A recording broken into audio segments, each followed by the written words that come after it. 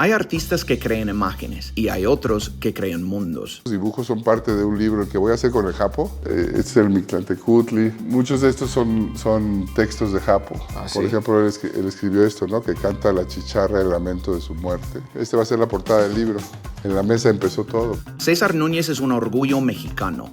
Un creador culto, inquieto y brillante. Ha viajado por todo el mundo, aprendido de maestros reales y vendido sus pinturas y esculturas en estudios y galerías de distintos países. Pero su genio no nace solo de la belleza que ha visto, también viene de la tragedia. Este es un cuadro espontáneo, en un momento muy intenso de tristeza, porque el torito, que era el perrito este que quise mucho, lo agarró un pitbull aquí afuera.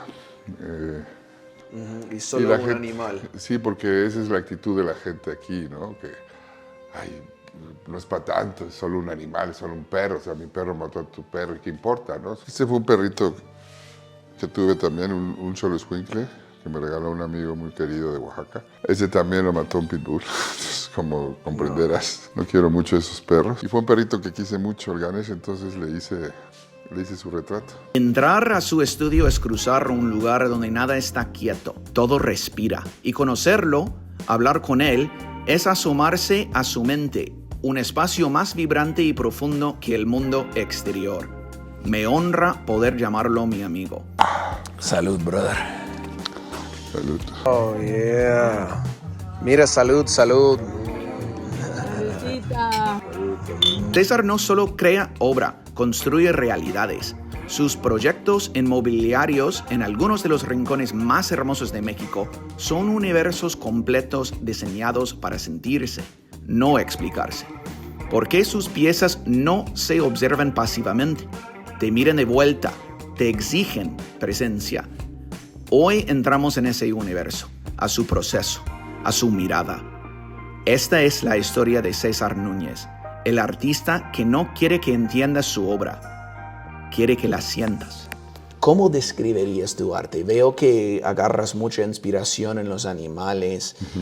César siempre me ha dicho a lo largo de los años y los miles de conversaciones que hemos tenido cuánto admira los animales. Y luego yo como mato, no sé, como una cucaracha, yo como pinche bicho de mierda, no vale nada. Y César es el que está ahí diciendo, son más listos de lo que crees, son más listos de lo que crees. Él siempre defiende a los animales, hasta los bichos. Tienes mucha inspiración en los insectos, Los insectos, ¿no? sí, son fantásticos, claro. ¿Cómo describirías tu arte? Pues, bueno, hay una parte de karma, yo creo también, fíjate, porque de niño, como todos o como muchos niños, torturaba insectos. O sea, metía grillos en un bote y les ponía una paloma y los mandaba al cielo y volaban pedazos de grillos.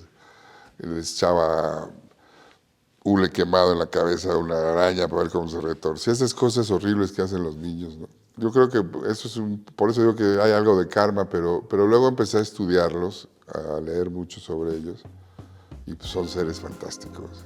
De hecho, además, dependemos de ellos en gran medida para sobrevivir, ¿no? Como especie, y el planeta depende de los insectos. Y sin insectos no habría vida, o sea, no habría naturaleza, no habría polinización, no habría... O sea, son muy, muy importantes, y la gente los aplasta o los desprecia básicamente por ignorancia, porque no saben lo que están haciendo. O sea, un día rentamos una casita que tenemos aquí atrás, y cuando se fueron los huéspedes los chilangos de la Ciudad de México, en el centro de la sala, una tarántula preciosa del tamaño de mi mano, aplastada así en el centro de la casita. Son de esas cosas que me dan rabia, porque no saben nada. O sea, las tarántulas son fantásticas, tienen 400 millones de años. Yo las estudié de cerca, tuve varias vivas. O sea, son inteligentes, son sensibles, son seres de otro mundo, o sea, son increíbles. Para que llegue un baboso y la aplaste nada más porque puede. Esos son ese tipo de cosas que me dan mucho coraje. Digo, admiro hasta las cucarachas, ¿no? Las hormigas. Tengo que confesar que sí mato mosquitos, porque Son un poco difícil defenderlos. Pero hasta ellos son increíbles los mosquitos. Empiezas a estudiar a los mosquitos, son fantásticos. Cómo viven y cómo se reproducen. Pero sí, los mosquitos creo que es el animal que más gentes mata en el mundo. Sí. Por no ellos en sí, sino por lo que transmiten. Pero sí, los mosquitos sí los aplasto sin piedad. Sí. Pero es el único bicho que sí no respeto tanto. Sí, no, yo tampoco, creo que casi a nadie. Pues empecé a estudiar mucho a los insectos, a dibujarlos mucho. Me iba al Museo de Historia Natural en París. Entonces ahí aprendí a querer mucho a las tarántulas. Entonces imagínate lo que sentí cuando vi a estos idiotas aplastar uno. Sí. Pero hay muchas historias de insectos, tengo libros, hay un autor, Fabre se llama, que fue el primero que empezó a estudiar los hábitos, ¿no? Porque antes de él lo único que sabía de los insectos era descriptivo, o sea, bueno, este tiene 5 patas, 8 patas, 6 patas, de tal color, y este señor Fabre empezó a estudiar cómo vivían, ¿no? Entonces, en un jardín pequeño de 50 metros cuadrados, a 4 patas se puso a seguir a todos los insectos y a estudiarlos, cómo vivían, cómo se producían, qué comían. Y escribió 2 tomos de este tamaño que aquí tengo, que cada página es pura fantasía, es como ciencia ficción. No puedes creer, o sea, las arañas que agarran una burbujita de aire y se meten bajo el agua para pescar, con su propio tanquecito de oxígeno que ellas mismas cachan antes de sumirse. Son miles de historias, ¿no? Entonces, sí. Y son fascinantes, además de que estéticamente también son muy bellos. La cucaracha, por ejemplo, es fantástica. Las historias de las pulgas no las puedes creer. O sea, tú sabes que una pulga brinca el equivalente a un humano brincando el estadio Azteca. Me has contado. Eso, por ejemplo, la cucaracha es el animal más rápido terrestre del mundo. O sea, el chita es una tortuga comparado con la cucaracha. Sí. Son animalitos fantásticos y pues, primero hay que entenderlos, ¿no? Y estudiarlos un poco. Y de ahí, pues todos los animales, me fascinan los animales en general, ¿sabes? Sí. Pintado elefantes también, no nada más insectos, elefantes. ¿Cuántos años ya haciendo tus pinturas? Toda la vida, mi primera exposición fue como en el 77, imagínate. Tenía 16 años. Aunque César tiene ya más de 60, lo considero de verdad uno de mis mejores amigos aquí. Y les voy a contar por qué. Ahora estamos en su casa, en su taller en Tepoztlán, como pueden ver atrás. Lleva años dedicándose a crear arte. Naciste en la Ciudad de México, ¿no? En la Ciudad de México. En 61 en la colonia Roma, sí, ahí nací. Y luego, pero en tus 20, siendo muy joven, te fuiste a Europa, ¿no? Cuéntanos un poco de cómo era tu vida ahí. Primero en México, en cuanto terminé la prepa me metí a San Carlos, a la Escuela de Artes. Eso tenía 17 y justo en ese momento en la Escuela de San Carlos había un taller del maestro Ricardo Rocha, en donde se formó un grupo de artistas que se llamó el Grupo Suma. Yo tuve la suerte de ser parte de ese grupo. Fue muy interesante porque eran jóvenes que tenían la inquietud de sacar un poco el arte a la calle, de que no fuera todo pintar el caballete para venderle a los coleccionistas, sino que tenían como esa inquietud de comunicarse con la gente de la calle. Entonces, esto fue antes de que yo entrara al grupo. Empezaron pintando bardas en la Ciudad de México, pero como que no se establecía esa comunicación con la gente, porque pues cada quien agarraba su pedazo de barda y hacía su cuadro más o menos abstracto, su pintura, ¿no? Entonces alguien escribió incluso pintores chafas. Entonces hubo como que se tuvo que desarrollar el lenguaje del grupo a algo más fácil de leer para la gente de la calle. Se empezó a usar muchos medios gráficos, stencil, offset, y las imágenes salían de la misma calle. Entonces, por ejemplo, había las Marías con sus bebés, estas indígenas que van a vender chicles en la calle. Entonces, una foto de ellas ampliadas en offset y repetida la imagen muchas veces en la barda, era impactante, ¿no? De hecho, sucedían cosas curiosas. Por ejemplo, las Marías ellas mismas se iban a sentar abajo de esa barda, abajo de su propia imagen, ¿no? Como que se sentían ahí un poco cobijadas. La imagen del desempleado, del niño perdido, de el tragafuegos, de muchos personajes muy urbanos, era el tema con los que trabajábamos en la calle. Entonces sí se estableció un diálogo y sí sucedieron cosas importantes con el grupo. Para mí fue muy formativo el grupo Suma. Pues yo era el más joven del grupo, era el Benjamín. Yo estuve trabajando con ellos tres años, casi 3 o 4. Después me fui a París, cuando cumplí 20 años me fui a París. 20 años. A los 20 me fui, sí, a los 20 me fui un poco. ¿Qué cambio? Un poco así a la aventura, ¿sabes? No hablaba francés en esa época, no conocía. Tenía una novia que me esperaba, pero eso duró como una semana. Luego me quedé en la calle en París y ahí ya fue una cuestión así de, pues ya estoy aquí, ahora me quedo, ¿no? Y acabé quedándome 11 años en Europa. 11 años. Sí, sí. ¿Y sí aprendiste francés? Sí, aprendí francés, sí. ¿Cuánto tardaste en aprender? Pues sí, es bastante rápido, o sea, ya para hablarlo ya casi normal, como un año. Empecé a leer mucho en francés y estuve primero como de ilegal, ¿no? Estuve de ilegal como 2 años o 3. Fue que decidí tratar de entrar a la Escuela de Bellas Artes, aunque yo ya había hecho Bellas Artes en México, pero no la acabé, me salí un año antes de terminar la carrera. Me metí para que mi situación legal ya se normalizara, ¿no? Entonces ya me aceptaron en la Escuela de Bellas Artes después de un examen de admisión un poco difícil, pero tuve la suerte, entré. Y entonces ya se legalizó mi situación, ya era legal, ya era estudiante. Luego el gobierno francés me becó como 4 años, entonces hasta me pagaban para pintar, lo cual era un gran privilegio. Y me quedé 8 años en París. Tuve primero un maestro Jankel, y luego llegó Alechinsky, que ya era un pintor muy famoso, muy reconocido. Un poco el pintor oficial en Francia, llegó a dar clases a Bellas Artes y todos queríamos entrar a su taller. En los talleres estábamos todos apretados, ¿no? Éramos en el taller Yankel donde yo estaba cuando yo éramos 70. Entonces cada quien tenía como 1 metro cuadrado, su caballete, si te echabas para atrás le tirabas el cuadro al otro. Era muy apretado, ¿no? Entonces Alechinsky vio el espacio, que era un taller muy bonito, ¿sabes? Con vidrios en el techo para que entrara la luz del norte, que había sido el taller de Gustave Doré. Dijo, aquí caben 8. Y entonces pues todos tratamos, hicimos la cola y escogió a 8 de todos los alumnos que quisimos, entramos 8. Entonces ya teníamos ahora sí la buena situación para pintar, un muro grande, materiales, y este maestro que era muy exigente, muy capaz, venía una vez por semana y cada semana quería ver cuadros nuevos, y si no, te hacía sentir que tu lugar estaba en veremos, si no trabajabas duro, ¿no? Entonces fueron años muy formativos y de mucho trabajo. Y luego te quedaste 11 en París. En París 8 me quedé. 8. Y luego te fuiste y luego a Berlín. me mudé a Berlín, porque justo cuando acabé la carrera ahí en París, Alechinsky ya había dejado en su lugar a otro maestro alemán, Jan Voss, que vivía en París, pero él era alemán y creo que era originario de Hamburgo, ya Voss. El caso es que Voss me preguntó cuando ya tuve el diploma, me dijo, ¿y ahora qué vas a hacer? ¿No? Le dije, pues tengo 2 opciones, tal vez ir a Estados Unidos, porque me había casado con una mujer americana. Entonces tenía la opción como de ir a Estados Unidos sin problemas de papeles y eso, o regresar a México, o quedarme en Francia. Eran como mis 3 opciones, ¿no? Y entonces Voss, con todo el eurocentrismo típico, dijo, no, a México no te regreses. Me dice, ¿por qué no te vas a Berlín?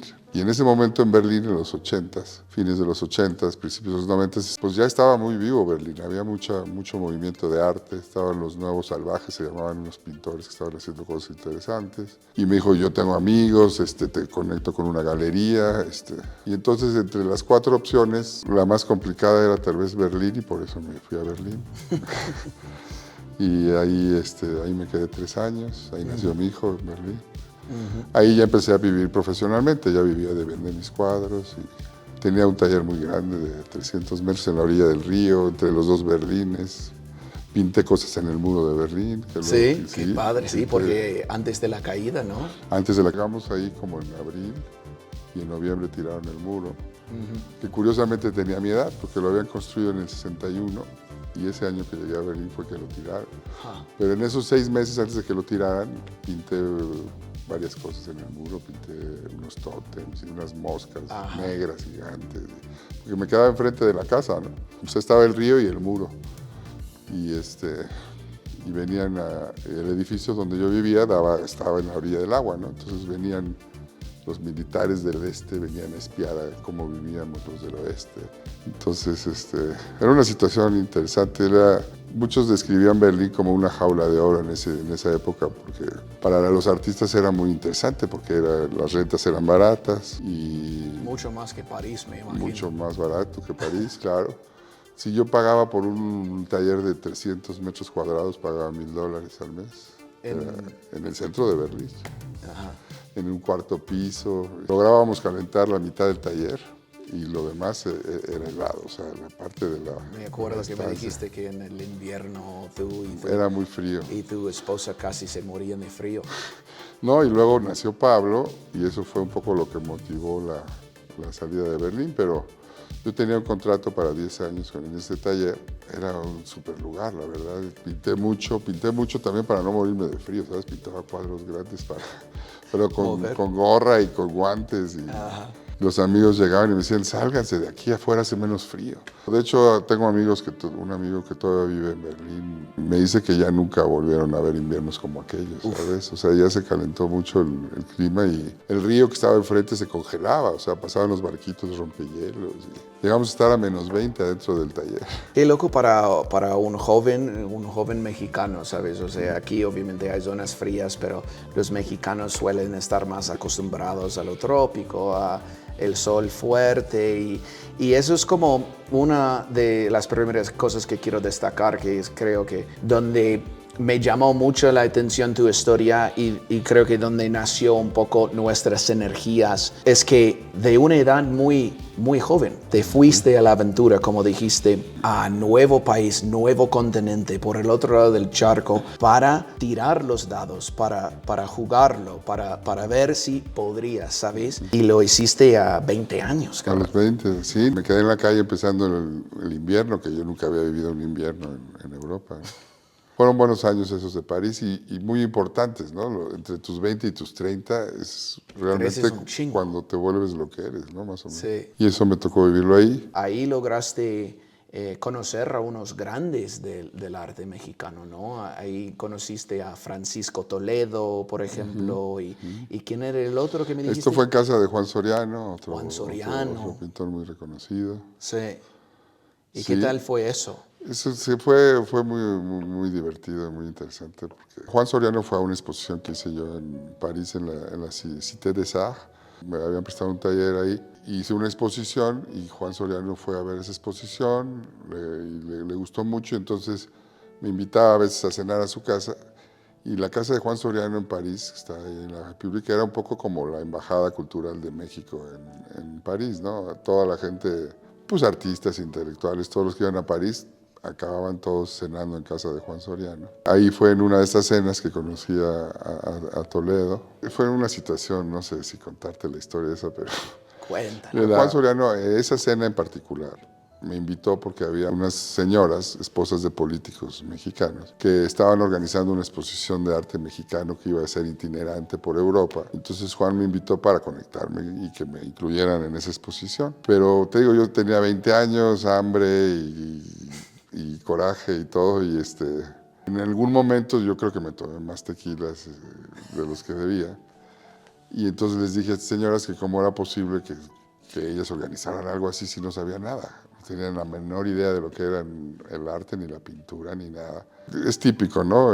Muy típico de México que los políticos, ¿qué hago con la señora? Pues que se meta a cultura, algo que no sirva, algo que sea irrelevante, ¿no? Arte, cultura, alguna tontería así. Y estas señoras pues estaban muy felices de compras en París y dizque organizando su exposición. Entonces las cuestioné y se ofendieron y se fueron. Y entonces Juan primero se enojó, me dijo, es que tú tienes una enfermedad que se cura con el tiempo. Eres muy joven, o sea, qué tonto, ya estabas en la exposición y la regaste. Ajá. Pero Toledo, que no decía mucho, siempre era como muy reservado, pues se moría de la risa. Ahí le caí muy bien, Ajá. porque él pensaba exactamente lo mismo que yo. Ajá. Entonces me invitó a su taller al día siguiente, me dijo, traes los cuernitos y yo hago el café. Fui al día siguiente a desayunar a su taller y me enseñó lo que estaba haciendo. Justo estaba haciendo los cuadernos de la mierda en esa época, que muchos años después, como 40 años después, no sé cuántos, pagó sus impuestos con esos cuadernos. ¿Sí? Es una historia muy interesante porque antes de que llegaran los españoles a México, los pollos empezaron a subir a las pirámides y a cagarse en las pirámides. Entonces los sacerdotes y los viejos se empezaron a preocupar mucho porque lo leyeron como una señal de que algo muy malo iba a suceder. Y poco después de eso llegaron los españoles, que pensaron que estaban pegados a los caballos, ¿no? El caso es que él ilustró toda esa historia, entonces eran cuadernos con muchos dibujos de pollos en las pirámides, todo color sepia, ¿no? Como color mierda.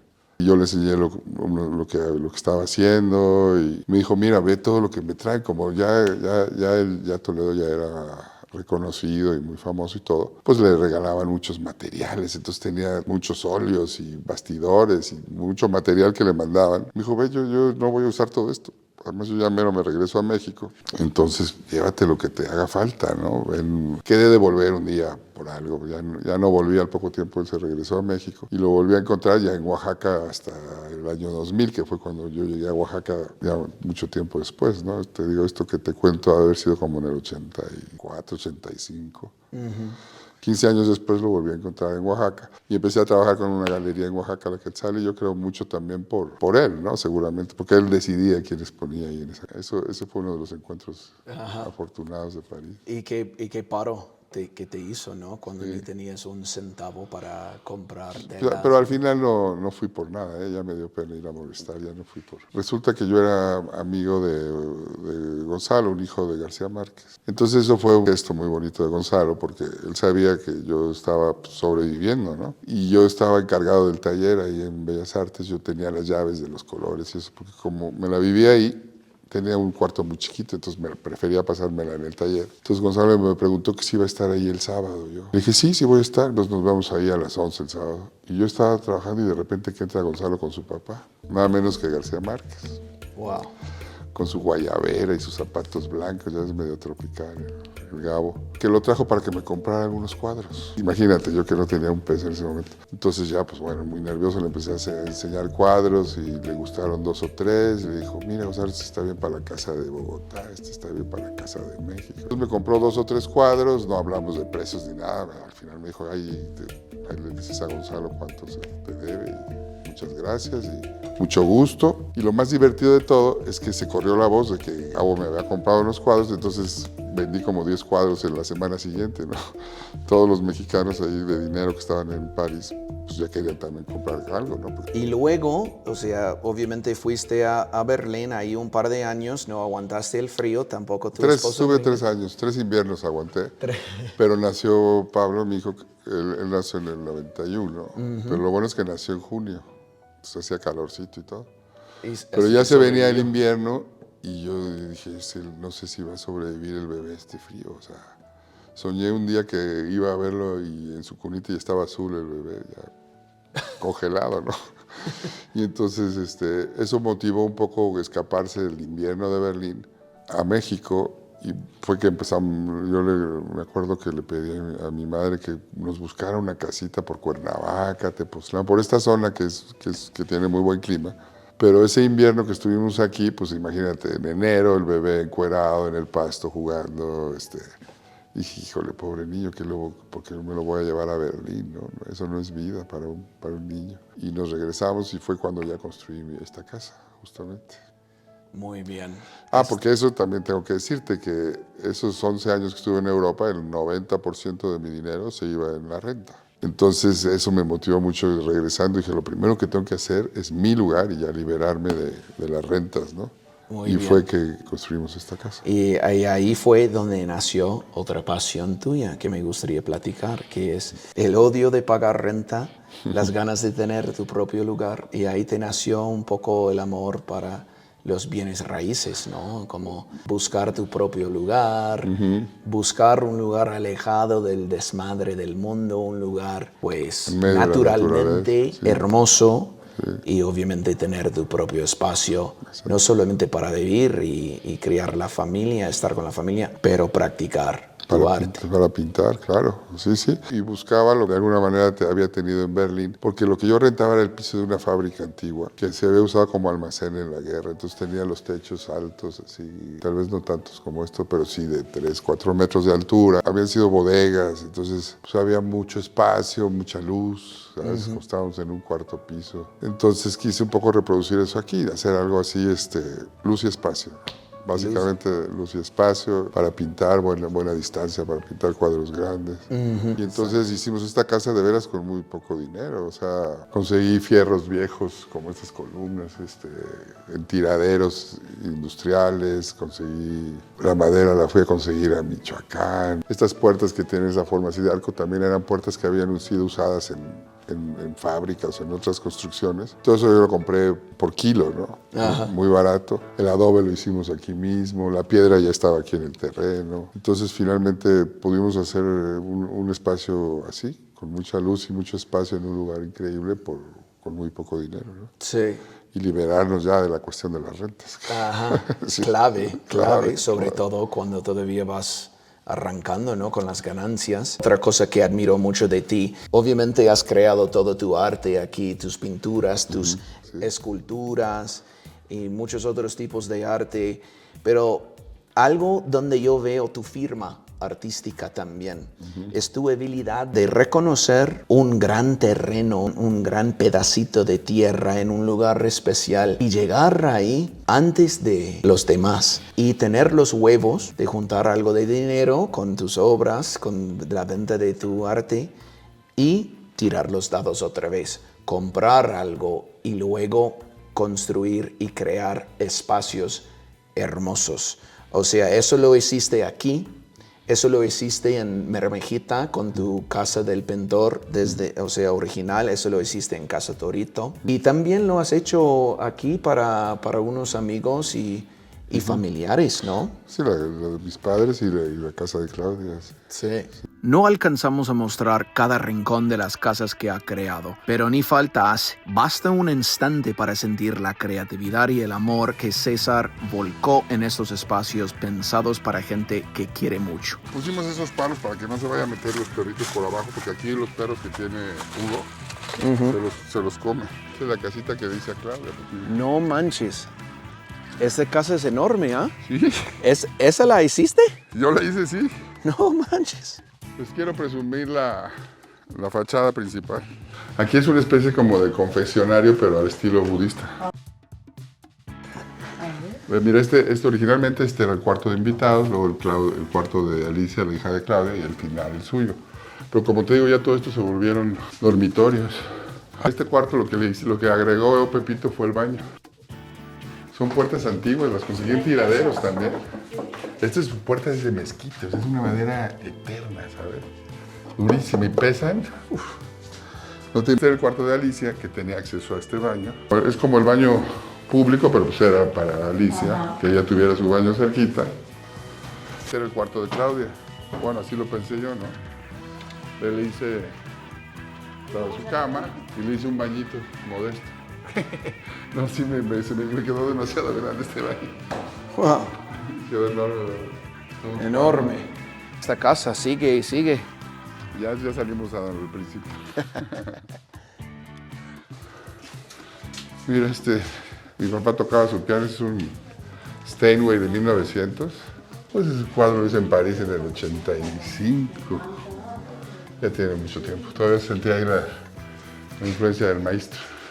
Mi papá quería una casita como de pueblo, ¿sabes? Las típicas que tiene su patio central. Entonces, siguiendo un poco esa idea, la hicimos así.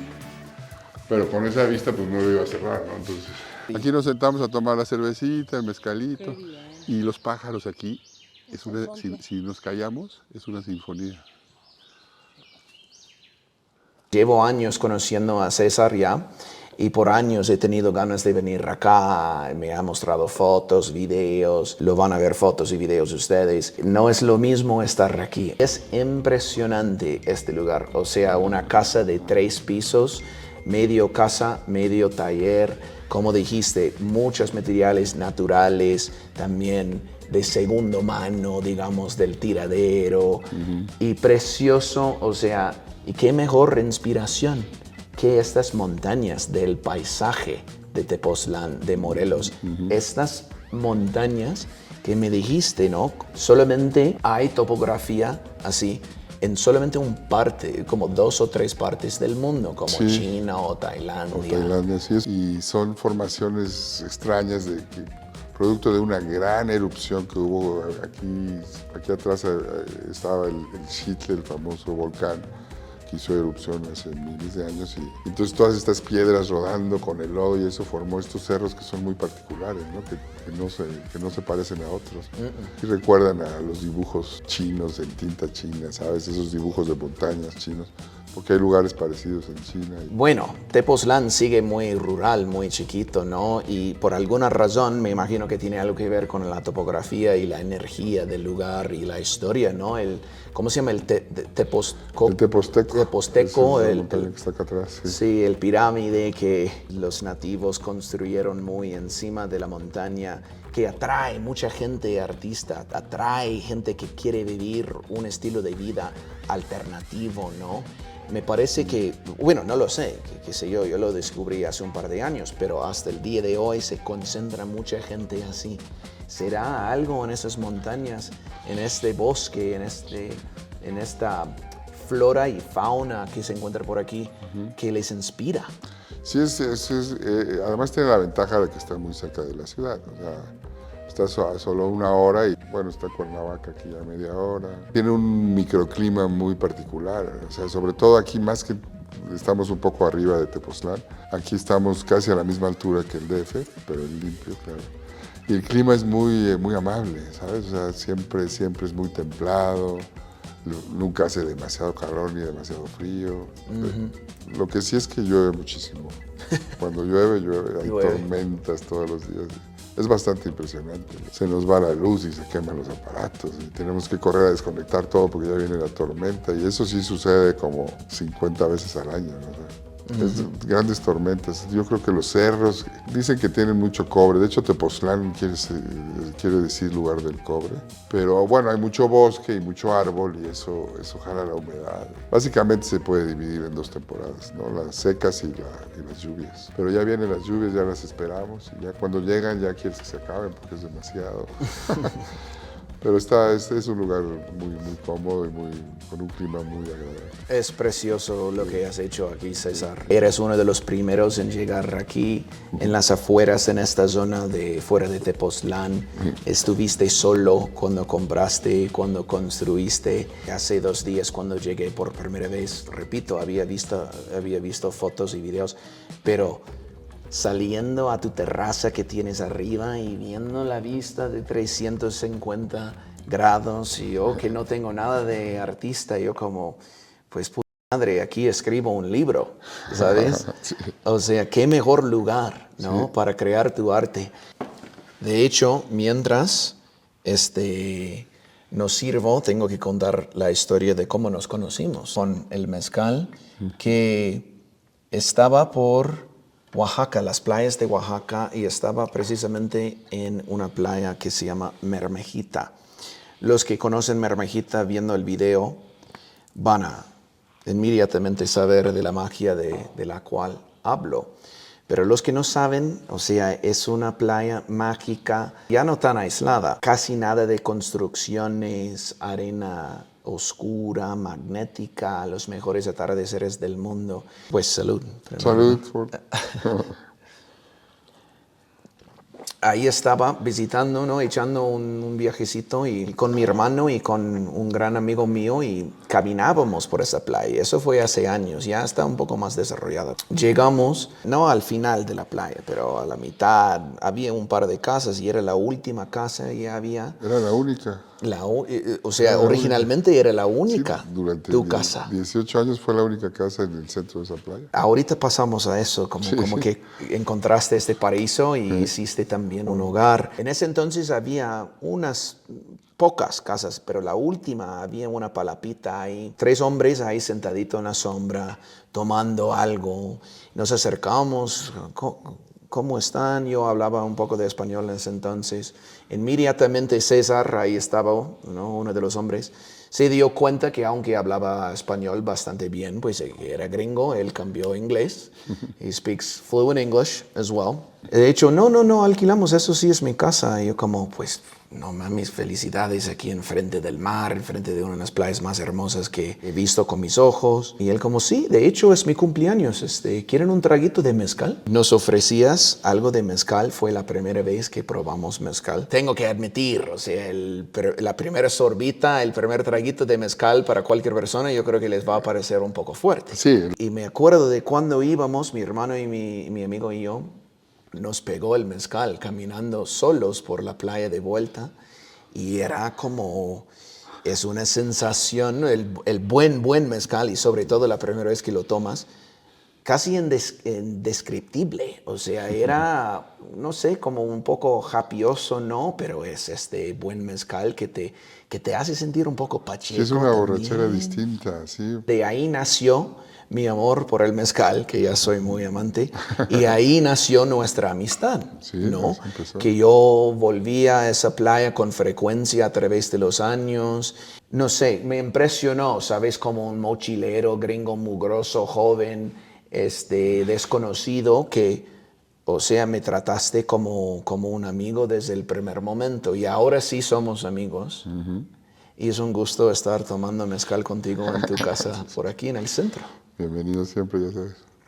Me gustaría pasar al tema del torito, ¿no? Eres muy amante de los perros como yo, tienes bastantes aquí caminando por el terreno. Viejito, que seguramente han visto salir en el video ya.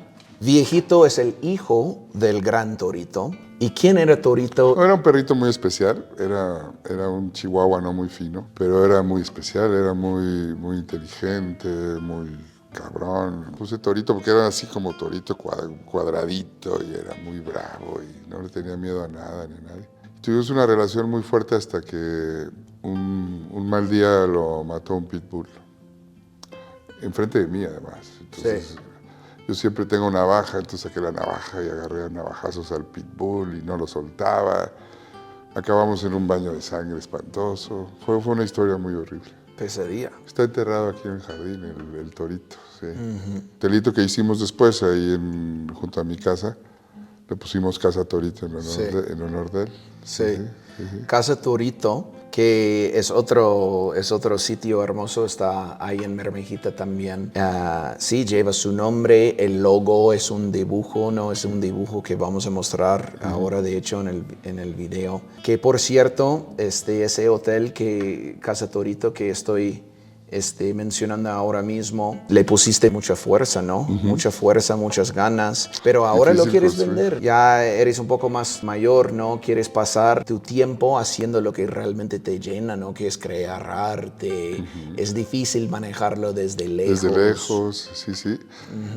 Sí, estoy contento de lo que logramos ahí. Tú sabes lo difícil que es construir ahí en la costa, en la arena, y la gente es difícil. Fue todo un reto hacer ese hotelito en un terreno muy pequeño y logramos que se sintiera amplio, grande. Es pequeño, de todos modos tiene 6 cuartos, ¿no? Pero sí usamos bien el terreno ahí. Pero podría funcionar de maravilla si estuviéramos más cerca. O sea, como gestionar un hotel a 1000 kilómetros de distancia, no es lo ideal.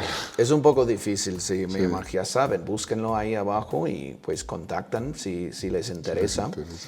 ¿Cómo te sientes de dónde vamos como sociedad, cómo vamos como seres humanos? ¿Cómo lo digo? O sea, ¿eres optimista o no? ¿Y qué mensaje darías a los jóvenes que de verdad quieren arrancar y tener una carrera de arte? El oficio, que sean capaces de hacer algo bien. O sea, si quieres pintar, pues tienes que dibujar, ¿no? Si quieres componer, tienes que estudiar música, o sea, ahora de repente parece que no tiene importancia el oficio, ¿sabes? Pero bueno, siempre la ha tenido y siempre la tendrá, porque si no sabes escribir, pues no puedes escribir un libro. Si no sabes dibujar, no puedes pintar un cuadro. Si no sabes leer música, no puedes componer música. Ahora de repente los jóvenes creen que sí se puede, que sí pueden ser artistas, aunque no sepan ni poner su nombre. Y eso yo siento que es muy triste y muy empobrecedor y es una pena porque Pierden mucho tiempo justamente en querer existir, en promover, en hacerse famosos, en existir, en ser. Están más enamorados de la idea de ser artistas que de hacer arte. Entonces, Fuerte ese. pues entonces yo insistiría en el trabajo, muchas horas de dibujo, muchas horas de pintura, porque finalmente es lo que, como decía Matisse, el arte es 3% de inspiración y 97% de expiración, o sea, de sudarle, ¿no? De trabajar muy duro para poder hacer algo que valga la pena. Art is in the eyes of the beholder, como decimos en inglés. El arte Sí. es lo que te representa a ti y es muy subjetivo, pero luego hay que saber distinguir lo que es una mierda y lo que no. Sí, por ejemplo, en un libro tú empiezas por la primera palabra y la lees y vas leyendo todo hasta la última, y en el cuadro todo está allá, desde la primera mirada ya está toda la información ahí y luego empiezas a verla, ¿no? Entonces es otro lenguaje distinto, pero pues viendo muchos cuadros y pintándolos, pues empiezas a saberlos leer y distinguir, y rápido te das cuenta si algo vale o no. La calidad se alcanza con mucho trabajo. Trabajo. Todos quieren ser artistas, pero nadie. En 2 días, pero no quieren trabajar. Eres una persona que yo No exagero. admiro mucho en muchos sentidos. Tus habilidades de ver la belleza en la vida, hasta en los insectos. Tú tienes un don de encontrar belleza hasta el último rinconcito, y eso se demuestra en tu arte, se demuestra en tus obras arquitectónicas, las casas que has construido para ti, los terrenos que has comprado, pero más se demuestra en tus amistades, ¿sabes? Y en cómo tratas a la gente querida para ti. La verdad es que yo tengo la dicha de haber conocido a varias gentes en tu vida. Se siente chulísima también, gente inspiradora. Y la verdad, cómo me trataste desde el primer momento, sin tener amistad todavía, es algo también inspiracional para mí. Y hoy en día se ha desarrollado pues en una amistad de verdad, brother. He aprendido mucho de ti en varias facetas de la vida. Te agradezco por compartir tu amistad, tus risas, tus historias, tu sabiduría, tu mezcal, tus casas conmigo. Te agradezco por darme la oportunidad de estar en tu vida, carnal. Aquí estamos solos en el medio. Yo te agradezco tu amistad también, Ford, ya sabes. Muchas gracias, brother. De nada. Salud. Muchas gracias. Salud. Salud a todos. Ya saben, mi gran amigo César Núñez. Voy a dejar todos los datos ahí abajo en la descripción del video. Si quieren comprar algo de su arte, ahí están los datos de contacto. Si quieren venir acá y aprender de un maestro de verdad, ahí está el contacto. Más importante que nada, espero que haya servido la historia de César un poco de inspiración para ustedes, como alguien que nunca se sacrifica su pasión y lo que de verdad le gusta hacer, y ha logrado construir una vida increíble. Inspiración, nada más, inspiración. Gracias, banda, y nos vemos en el siguiente video.